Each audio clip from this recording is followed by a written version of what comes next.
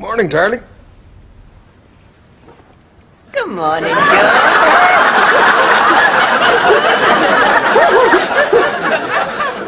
What's the matter, darling?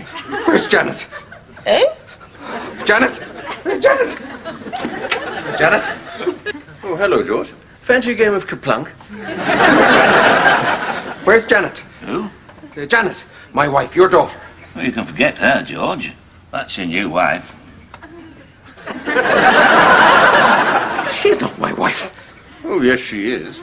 Come back to bed, George. The clothes are getting cold. Janet! Janet! Janet! Oh, Janet, it's you. Who were you expecting, Cameron Diaz? I was expecting Mrs. Raven. Oh, well, I can't compete with that. She was here a minute ago. Sounds like a dream, George. A what? Don't tell me you've never had a dream. It's no big deal. Most people have them every night. No big deal. Every night you go to a mixed-up world where weird things happen. George, I live in a mixed-up world where weird things happen. How can you tell whether you're dreaming or not? It's just obvious. Dreams are surreal. Things happen in dreams that couldn't happen in real life. Mummy, I'm hungry. Is breakfast nearly ready? In a minute, Ollie. Now do you understand? Well, at least you had some sleep. I was up with Cassie 6 times last night. Cassie needs a rest, Janet. You shouldn't keep waking her. She woke me. All right. I slept right through. I know. The full 9 hours. Lovely. Why didn't you wake me? I tried. You were dead to the world. You should have tickled my toes. That usually works. George, I put lit matches between your toes. And Cassie's crying woke up half the building, but not you. But why did I suddenly start to dream? Unless it was those sprouts I had for supper. Yeah, I did have 3 platefuls. Don't even start me on the sprouts. That's what woke up the other half of the building. But it felt so real. As if it was actually happening. Do you know what I mean? Don't worry, Daddy. Dreams can't hurt you. Really? Now, come on, eat your cereal. I dream all the time. It's one of the ways I predict the future. Last night, I dreamt Mummy was so tired she'd fallen asleep in the shower. Right. Tomorrow night I'll make a real effort. I'll be the one who gets up with you. No, you won't. Won't I? Oh, I won't bother then. Ta-da! What do you think, Master? About what? Me new look? You've had a haircut. No. A new piercing. Sort of. I've had a sex change operation. A sex change. From what to what? Ollie. I read that nannies in this country are 80% female. So now I'm 80% female too. It's very rewarding, Master. It's given me a deep insight into female consciousness. Plus, I can look in the mirror and see a naked lady. 80% female. So where's the cut-off point? Well, I'm all woman down to there.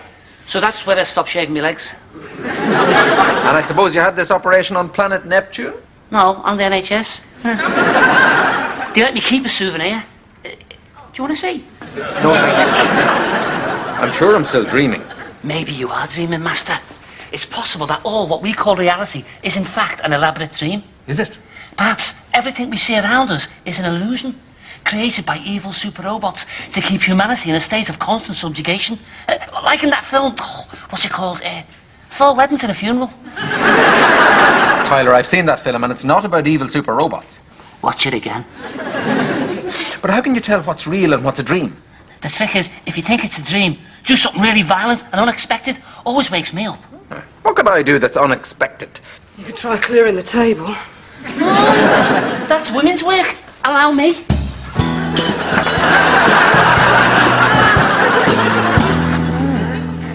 Yeah, right.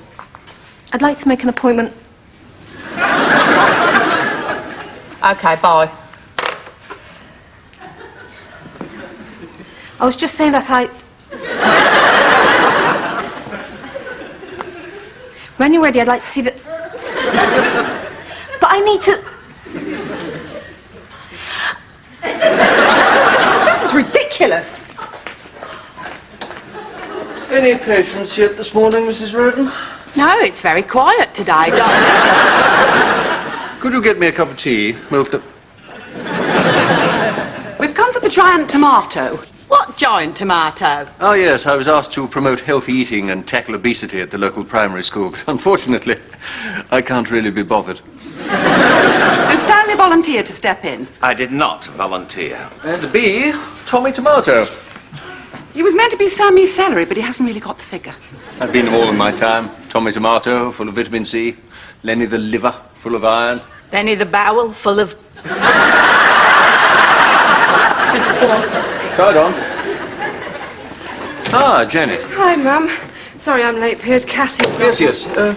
Any plans this week, Janet? Only it's the TV Doctor of the Year Awards, celebrating excellence in the visual presentation of contemporary medical issues. And I'm up in the sexiest haircut category. Good luck. Robert Winston can't win every year. I'm invited plus guest, so I was wondering if Oh, you... that's thoughtful, Piers, but my parents are coming round. I haven't told you what night it is. Doesn't really make any difference. Oh, come on, Janet. I was rather hoping to get photographed for the papers, and it would help to have an attractive companion. Oh, thank you. Yes, and if you could get drunk and flash your breasts, that'd be even better. Sorry, Piers, no. Probably shouldn't have said that bit, Why don't you ask Mrs. Raven? because she might say yes. No offence, Mrs. Raven, but I'm hardly likely to get my picture in Heat magazine, dating an extra from Lord of the Rings. Were there a magazine called Clammy, you might be in with a chance. Well, I'm not going to be here anyway. I'm going away. You are not? We're only just back from your week in Angola. Mother's been ill, and they're letting her out today. I need compassionate leave. Mrs. Raven, to be eligible for compassionate leave, one must be capable of compassion. Janet, you shouldn't turn down offers like that. It's a chance to get out and meet interesting men. I don't need interesting men. I've got George. We all know what a waste of skin he is. Oh, that's not fair, Mum. Janet, I know how to tell whether I'm awake or not. I stand corrected. He's clearly a genius. I'm getting the hang of it now. If I see something surreal, it must be a dream. And to wake myself up, do something violent,